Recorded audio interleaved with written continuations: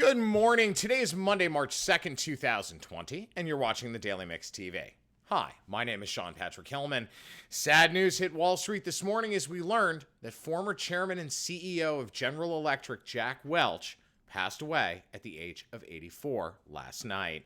Welch was a dynamo in the world of business as he rose from plastics engineer in 1960 to chairman and CEO of GE in 1981.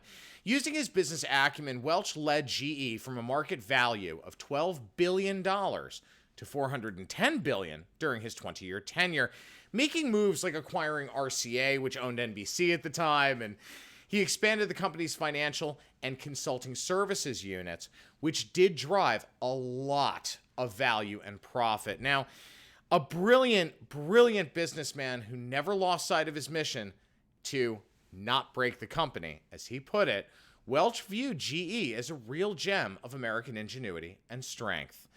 I just wish more people had that ideology, that philosophy, and certainly his character. Rest in peace, good sir. Over 3,000 have died globally from the coronavirus as cases mount in Italy and South Korea. And just yesterday, Washington state health officials confirmed that a second person has died in the U.S. of the coronavirus. An elderly nursing home resident died of the virus in the Seattle suburb of Kirkland. The first U.S. fatality also occurred in Kirkland at the same nursing home on Saturday. Now, 6 coronavirus cases have been confirmed in the state of Washington, and others have reported illness. Now, here are some other developments. A woman in Manhattan was listed as New York's first confirmed case. She had gone to visit Iran in a hot zone and unfortunately returned to the States infected. Australia and Thailand also reported their first coronavirus-related deaths. Nike briefly closed its European headquarters. Dominican Republic, Indonesia, and Scotland reported their first cases. And 2 Amazon employees in Europe have contracted the virus. Petitions are calling for the cancellation of South by Southwest in Austin, Texas, as Twitter announces it will not be attending the event at all. Other well-known large gatherings like Cannes are also being asked to cancel their events. Now, I can tell you Google, Facebook, a number of the Fortune 100 and certainly blue chip stock companies have all limited business travel except for urgent need. That means that basically they're restricting travel within the company to protect their employees. Very, very caring and smart move. Now, I wish others would follow suit so that we could get a lockdown on this, but unfortunately, in today's world, that is a very difficult thing to do.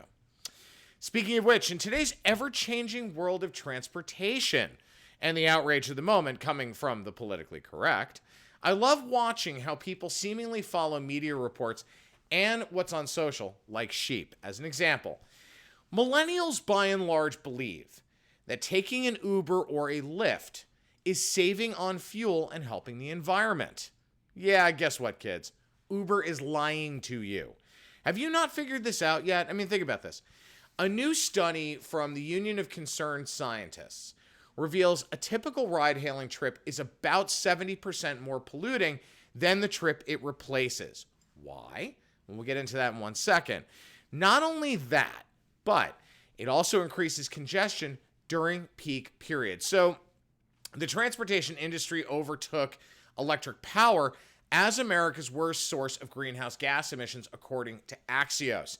Adding to the problem, here's where it gets interesting. Deadhead miles, or that's when drivers for the various ride-sharing apps drive around without passengers. That's where Uber really fails. They promise all of these drivers incredible amounts of money that they will never achieve because there are far too many Uber cars on the road. So when you use your app to hail one of them, there's a whole slew of vehicles in the neighborhood, and obviously first to the customer, on the app is who gets the ride, right? But what happens to those other drivers? Well, they keep driving around until they get a ride hail. So that adds more pollution to the issue. It also creates more congestion. So right now in the New York City Council, they are looking at potentially putting a ride cap, or they've got a ride cap on. Uber fought it. They have not succeeded, and City Hall keeps pushing for that cap to be enforced because there are too many cars on the road. So, how does Uber hide this? Well, when drivers are out of a zone, they jack up that lovely surge pricing to make it seem like there aren't enough cars on the road. And that is in very specific situations today. Whereas 10 years ago, when Uber first started, surge pricing made sense because you didn't have a lot of drivers. Now, not so much. And all it's doing is hurting the consumer. So, do yourself a favor. If you really care about the environment, stop taking Uber. Take the subway, take the bus, walk, or, God forbid, a standard yellow cab in New York City. Walmart is launching its own membership program to compete with Amazon, called Walmart Plus. The service would replace its Delivery Unlimited program, and it would be cheaper than Amazon's Prime, eventually adding perks like discounted fuel at the mega retailers, filling stations, and text messaging for orders. Now, by comparison, Amazon accounts for almost 40% of all online sales, whereas Walmart is just 5%. So for them, this is a very smart move into a membership program that makes sense, and it can help them begin to pull some of those online sales over to their flag. But make no mistake about it, folks, Amazon is definitely going to react to this, and only time will tell. So Global Pet Expo is the largest annual pet products trade show presented by APPA, that's the American Pet Products Association, and the Pet Industry Distributors Association. So Steve King, who's the CEO of APPA, announced during Global Pet Expo on Thursday that U.S. sales of pet products and services are nearing $100 billion for the first time. In 2019, spending reached $95.7 billion. Now, APPA's pet industry expenditures encompass spending in four major categories: pet foods and treats, supplies, live animals, and OTC, over-the-counter medicine, vet care and product sales, and then there's something called other services.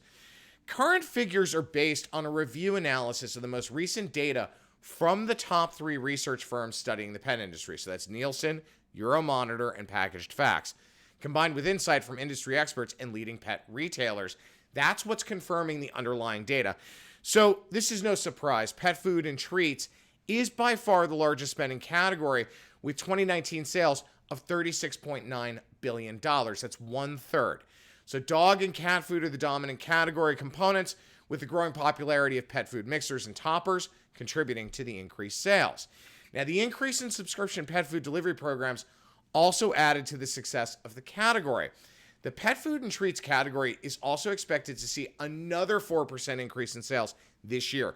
Remember, guys, for the last decade, we have had this massive push, I should know, for adoption of dogs and cats in shelters. I should know because my wife and I started Rock 'em Rawhide. Our job is to increase the numbers of adoptions of dogs and cats in shelters. So when you look at the pet industry, when you look at spend, okay, pet parents are not as, grocery minded or simple minded as, let's say, their counterparts in the 70s and the 80s. It isn't about buying a can of Alpo. It isn't about going and getting a bag of Eukanuba. You've got to look at the ingredients.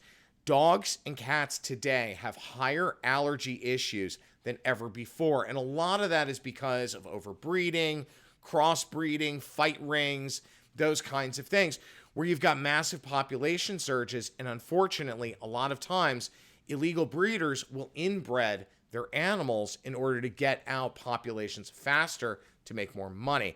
So when you look at issues like that, the education of understanding food and nutrition values for animals has gone up in the last decade, and that's necessary for those pet numbers to go all the way up. Now, the other issue is one category the industry has yet to embrace is the referral spend. So what does that mean?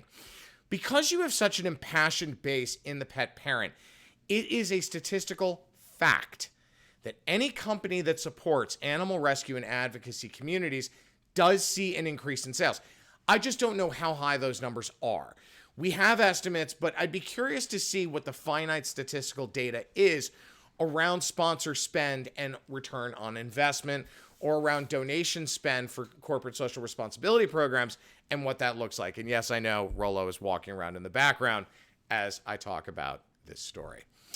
All right, as of yesterday, New York implemented a statewide ban on plastic bags, making it the third state out after California and Oregon to do so. Now, businesses will no longer be allowed to hand out plastic bags at supermarkets, bodegas, and boutiques, though plastic can still be used for takeout food, uncooked meat, and a few other exceptions. Now, according to the New York Times, New Yorkers use 23 billion plastic bags each year, and when discarded, they often hit rivers and oceans. One environmental official called the ban, quote, a big pushback against disposable culture. Look, I'm all for being green. I'm all for saving the environment. But at the end of the day, here's my issue. New Yorkers, specifically in places like Manhattan and Long Island City, for them to carry around a disposable bag as they go to work, for example, is ridiculous. It's one thing if you have a car and you drive to the grocery store in the suburbs or in one of the boroughs, but in a place as tightly designed as New York, one does not have the space to carry yet another thing in their purse, their briefcase, their gym bag, whatever it is. And frankly, a lot of New Yorkers pick up groceries on their way home from work. Now, recent studies have shown the amount of people in these two areas specifically, as an example, Manhattan and Long Island City, use takeout more than they cook. So they're still going to be using the same amount of plastic bags in that segment.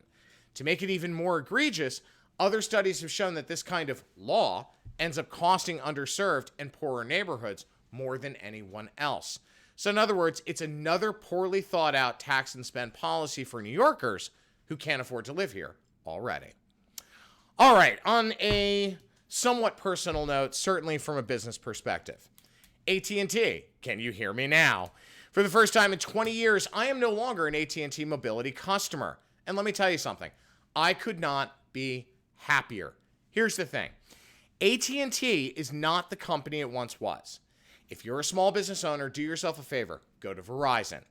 That's what I did this past Friday, and I'm proud to say goodbye to the evil empire known as AT&T. I was in a dispute with them over billing history, and it resulted in a totalitarian woman in business receivables management named Evelyn Ochoa locking down the account and suspending service. Now, here's where it gets really interesting. The general manager of sales in New York reactivated the account because she understood what was going on. So then Ms. Ochoa decided to deactivate all of the numbers so that only business receivables management could reactivate the account. I'll get to that in a second. I then contacted the CEO, Randall Stevenson. He forwarded me to the Office of the President's Executive Service, which is basically just a euphemism for we don't care and we'll let some automaton who doesn't know how to fix things pretend to help.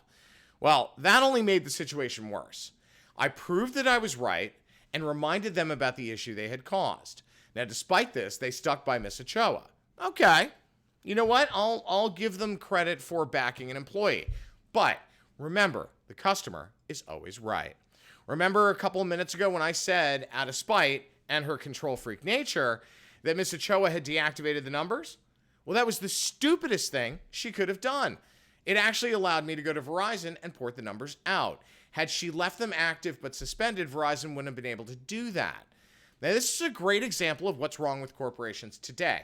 They don't care about you, they don't care about your business, or the damage that they can cause. They only care about a balance sheet. So AT&T not only lost me as a customer after 20 years, and I warned them. I was very clear. Would you rather take a haircut than keep a customer? Well, Mr. Choa's response was, yeah, we'll take the haircut. Okay, so just to prove my point, I spoke to a dozen friends of mine who all have businesses. And guess what happened? I was very specific with them, and half of them cut their service with AT&T immediately and jumped over to Verizon. That's about $10,000 a month in charges that AT&T just lost. And guess what? I'm just getting started. Better to not cut your nose off to spite your face. And that's exactly what the woman in business receivables management did. I do have to say one thing though. When I went to Verizon, they were amazing, incredibly helpful, really proactive. Whereas if I walked into an AT&T store, it was always met with attitude, a lack of product knowledge, and overpriced plans. With Verizon, I've saved money. They gave me brand new iPhones, and they worked with me to really figure out what the best plan was for my needs. I also got Disney Plus, Apple Music, and Apple TV Plus for free. So, AT&T, can you hear me now? Go to Verizon, folks. Way better company, and so far, so much better service. Oh, that reminds me. If you're an iPhone user and you're still on AT&T, do not believe their bullshit. 5G, you know that obnoxious icon you see in the upper right-hand corner of your phone, if you're on AT&T, it's bullshit. AT&T does not have 5G on these phones. They are lying to you. Something I suspect the Attorney General of the state of New York will eventually get to suing them over for fraud and misrepresentation. At least, that's what I'm hoping for after the letter I wrote to her. My name is Sean Patrick Hillman. I'm the editor-in-chief of the Daily Mix TV. If you guys have any questions, comments, or story ideas, please email me at thedailymixtv@gmail.com. Have a great day, folks. We'll see you tomorrow on Tuesday.